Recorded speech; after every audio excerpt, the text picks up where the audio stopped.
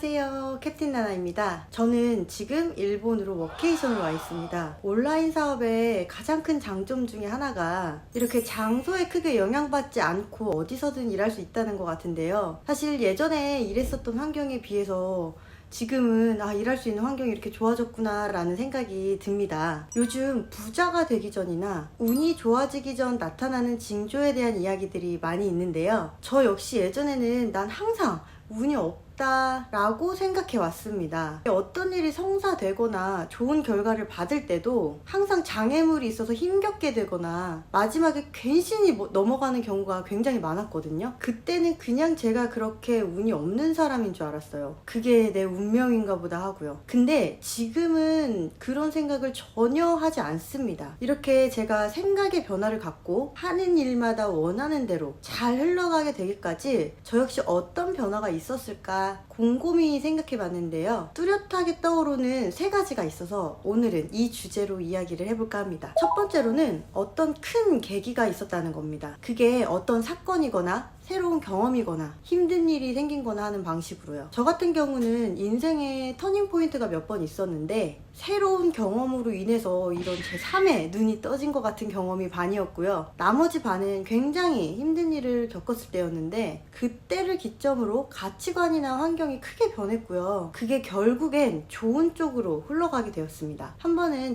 미국에서 한 4년 반 정도 지낸 적이 있었습니다.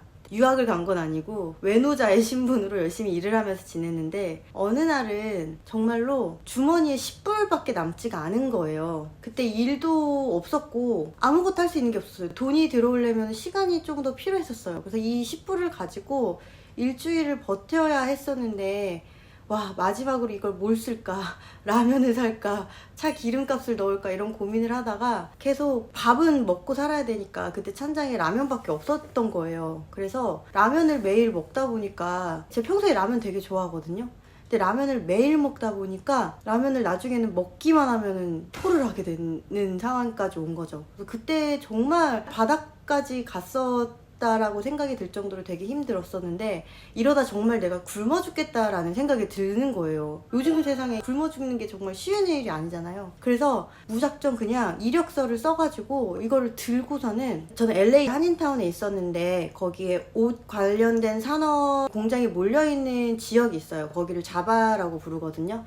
그래서 그 자바로 그냥 이 이력서를 들고 가서 문을 열면서 다니면서 여기서 사람 안 구하냐고 이렇게 일을 구하러 다녔어요. 물론 그때도 온라인으로 지원하는 게 있었지만 제가 그 이력서에다가 적을 만한 게 없는 거예요. 거기서 해봤자 계속 알바나 하고 지냈었고 그렇기 때문에 찾아가는 수밖에 없었어요. 너무 급했고 나는 당장 내일부터 일을 해야 됐었기 때문에. 그래서 문을 열면서 여기 혹시 사람 안 구하냐고 그렇게 일을 구하러 다니다가 결국 어떤 이제 가게 하나가 측은해 보였는지 정말 최저 임금을 받아도 되니 일을 구하고 싶다는 식으로 얘기를 해서 어제 거기서 고용을 해주셨어요. 그래서 맨 처음에 저를 이렇게 시킬 일이 없는 거예요. 시킬 일이 없으니까 처음에는 거기가 이제 약간 스토어 같은 거였는데 문을 지켰어요. 문 앞에서 사람 오가는 거 인사하고 문지기라고 했거든요. 그때 제가.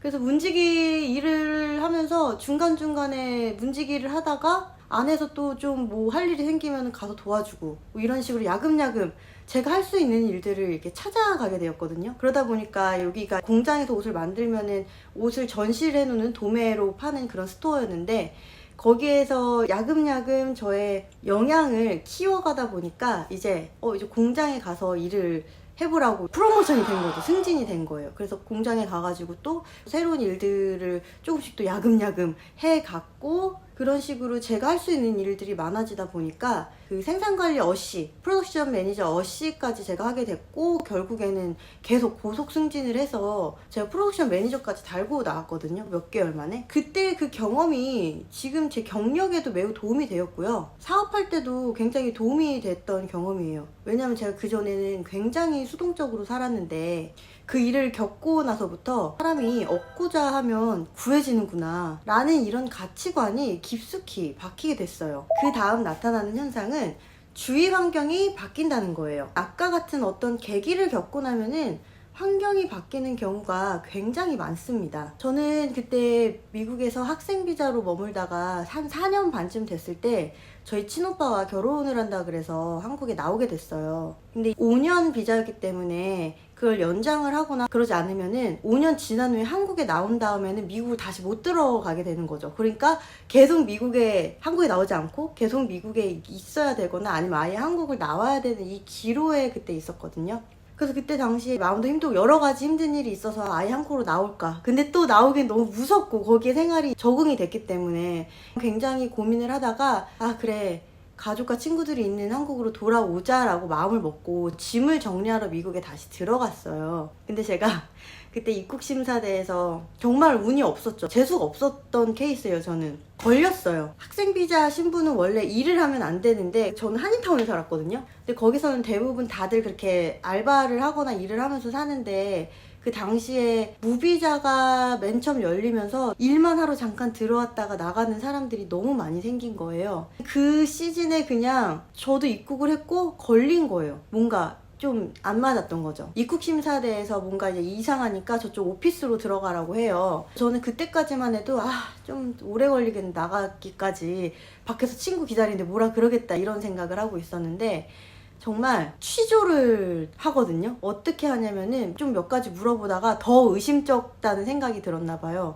그러면서 조금 있다가 어떤 사람이 제 짐을 가지고 와 이거 너 가방 맞냐? 맞다고 하니까 그래서 그때 내보내주는 줄 알았는데 따라오라더니 더 깊숙한 어떤 오피스로 데리고 들어가더라고요. 그러면서 취조실이었던 거예요 거기가. 그 안에서 정말 제가 들고 있던 가방도 막 거꾸로 서 탈탈탈탈 털고 이런 그 수술장갑 있잖아요. 그걸 끼고서는 정말 물건을 하나하나 다 봐요.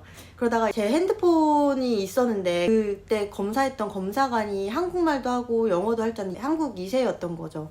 한국 문자를 읽을 줄 아니까 친구들이랑 얘기했던 오늘 일 끝나고 만나자 이런 문자가 있었으니까 이게 빼박이 된 거죠. 너 지금 여기서 솔직하게 말하지 않으면은 제일 갈 거라고 감옥 들어갈 거라고 이렇게 협박을 한 그때부터 너무 무서워지면서 눈물이 막 나는 거예요. 그렇게 걸리게 됐어요. 일을 한 게. 취조를 10시간을 당하고 정말 그대로 한국으로 돌아왔거든요. 미국 땅 밟지도 못하고. 근데 비행기를 타서 자리에 앉을 때까지 경찰 2명이 저를 계속 따라와요. 비행기 탈 때 경찰이랑 같이 들어간 사람들은 저를 뭐야 막 이렇게 쳐다봤을 거 아니에요. 제가 그때 집에 돌아가는 13시간 내내 울다 살다 울다 사다 이러면서 돌아왔거든요. 그렇게 약간 반강제적으로 한국을 돌아와서 적응을 하게 된 케이스입니다. 그때 제가 미국 입국금지 5년을 받았어요. 추방을 당한 거죠. 지금도 저는 무이자로는 미국에 못 들어가고 다행히 그 5년이 지난 후에 관광비자 받아서 지금까지 한 2번 정도 여행으로 다녀왔습니다. 한을 푼 거죠. 무튼 이때를 기점으로 저는 억지로 환경이 바뀐 거잖아요. 억지로 한국으로 돌아오게 됐으니까 아마 그때 그렇게 억지로 돌아오지 않았으면 짐 정리하러 들어갔다 다시 안 나왔을 것 같거든요. 또 안주를 하게 되니까 그렇게 억지로 환경이 바뀌었고 그때 제 운의 흐름도 정말 크게 바뀐 것 같아요. 그리고 꼭 이런 큰 사건뿐만 아니라도 지금까지 제가 운이 크게 좋아지기 전에는 환경이 즉 주변 사람이 바뀐 게 가장 컸습니다. 방금 얘기한 것처럼 어떤 사건 때문에 환경이 억지로 바뀐다든지 아니면 친하게 지내던 주변 지인들과 갑자기 멀어진다거나 연락이 끊어진다거나 하는 그런 변화가 생겼어요. 그 과정에서 마음은 좀 고단하고 힘든 생각은 들지만 결국엔 더 좋은 인연이 나타나고 그게 또 저에게 좋은 영향이 되었습니다. 그러니까 여러분들도 어쩌면 지금 그 환경이 바뀌어야 되는 환경일 수도 있어요. 그럼 바뀌어야 하는 환경을 내가 힘든데도 불구하고 너무 억지로 붙들고 있지 않으셨으면 좋겠어요. 아무리 억지로 막으려고 해도 막을 수 없는 일들이 있는 것처럼 내가 맞다고 생각하는 방향대로 가다 보면 그게 결국 나에게 가장 좋은 길인 것 같습니다. 마지막으로 제가 경험한 저의 운이 좋아지기 직전에 나타난 현상은 한계를 느낀다는 겁니다. 지금 나에게 벌어진 일 아니면 내가 지금 겪고 있는 일 하고 있는 일들이 감당하기 어려워지고 뭔가 버거워지기 시작한다는 거예요. 내가 이런 일들을 감당할 만한 그릇이 되긴 하는 건가? 그런 생각이 들기도 하고요. 이때 포기하고 싶은 마음도 스물스물 올라옵니다. 이럴 때는 육체적으로도 힘들지만 정신적으로도 엄청난 에너지를 요구하기도 하죠. 이렇게 그만 포기하라는 내면의 속삭임과 계속되는 실패나 어려움에 있는 상황을 어글리 존에 있다고 얘기를 해요. 특히 이 마음이 조급해지기라도 할 때는 결과가 즉각적으로 나타나지 않으면 포기하고 싶어지는 상태가 더 쉽게 다가오는 것 같아요. 저도 사람들을 가르치다 보면은 마음이 좀 조급하니까 온라인 사업을 시작했지만 즉각적인 결과가 나타나지 않아서 더 쉽게 포기하고 싶어지고 더 포기하게 되는 경우들을 정말 많이 본 것 같습니다. 하지만 이 어글리존만 돌파하면 굉장한 변화가 찾아옵니다. 왜냐하면 대부분 여기서 포기하거든요. 아까처럼 첫 번째처럼 어떤 계기가 생기거나 사건이 생기거나 하는 걸 또 잘 넘기고, 그로 인해서 환경의 변화가 생긴 것까지도 꾸역꾸역 잘 참아냈는데, 하긴 근데 이미 두 번째 주변 환경이나 사람들이 변화할 때부터 좀 포기자들이 많이 나오기 시작하긴 해요. 어쨌든 그렇게 두 번째 관문을 넘어도 그 다음 이 어글리존에 들어왔을 때 견디지 못하는 사람들이 정말 많습니다. 우리는 이때를 잘 알고 꾹 참고 견뎌야 합니다. 이 어글리존을 돌파하기 위해선 저희가 계속 꾸준히 의욕을 유지해야 하는데요. 이때 가장 중요한 것은 한 번에 이루려고 하지 말고 조금씩 자주 하는 게 아주 도움이 돼요. 예를 들어서 어떤 해야 할 일이 있으면은 일주일에 몰아서 하는 것보다 매일 규칙적으로 하는 것이 훨씬 더 좋은 결과를 얻을 수 있다는 겁니다. 따라서 우리가 한계인 것 같다, 포기하고 싶다, 버겁다라는 생각이 들 때는 내가 어글리존에 들어왔구나, 이것만 넘기면 나에게 더 큰 보상이 올 거야 라고 생각을 하고 조금씩 자주라는 주문을 외우면서 버텨내셔야 해요. 사실 저도 요즘 이 어글리존에 있어요. 주변의 변화나 또 새로운 일들을 벌이면서 나의 그릇이 여기까지인가? 포기할까? 라는 생각을 저도 수없이 하지만 조금씩 자주 실행하면서 여전히 잘 버티고 있습니다. 그러다 보면 이번에도 또 다른 임계점을 넘어서 더 큰 좋은 결과를 얻을 수 있을 거라고 믿고 있어요. 아마 저는 이전에 이런 경험을 몇 번 했기 때문에 이번에도 결국엔 좋아질 거라는 믿음이 있어서 더 잘 버틸 수 있는 걸지도 모르겠는데요. 그러니까 여러분들도 어떤 어려운 일이 생기고 그로 인해 주변 환경이 변하고 또 포기하고 싶은 생각이 들더라도 잘 버텨내서요, 더 좋은 일들이 가득하기를 바라겠습니다. 그럼 오늘 영상은 여기서 마치고 다음에 또 좋은 이야기를 들고 오겠습니다. 오늘도 긴 영상 봐주셔서 감사드리고요.